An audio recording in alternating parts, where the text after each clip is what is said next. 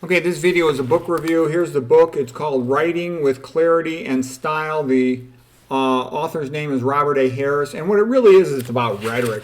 If you look at the table of contents, it systematically classifies all the rhetorical forms. You know, go the basic concepts like parallelism, chiasmus, antithesis, and then how to put those in order and make it resonate better. You know, the climactic rise to the key point. All the things like isocolon, tricolon. So all these rhetorical terms, they come from the ancient Greeks. Basically, the ancient Greeks were brilliant. They noticed that some speakers were significantly better than the other speakers. So they just wrote down all their techniques. And they gave them these Greek names that are hard to remember. But the idea of noticing what the best speakers do and classifying those things so one can learn from those techniques. And then Cicero, of course, was the greatest orator in Latin, and he went and he translated the Greek books into Latin, and he classified all these oratorical forms. And you know, to speak well was a big deal in the ancient world. There weren't any typewriters or computers or any of this stuff. You had to go up and speak in front of a group of men. And Cicero was the best. And then Quintilian had a whole school of rhetoric. He's another great Roman orator. And so these have been studied for a long time.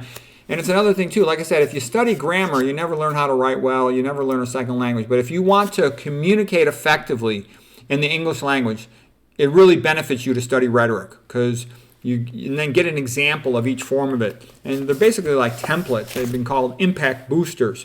They make your words more memorable, they make them more understandable, they resonate with the audience. So this is a good book for going through all the rhetorical forms. It's pretty well classified. The guy's intelligent, kind of like a smart college professor type of guy.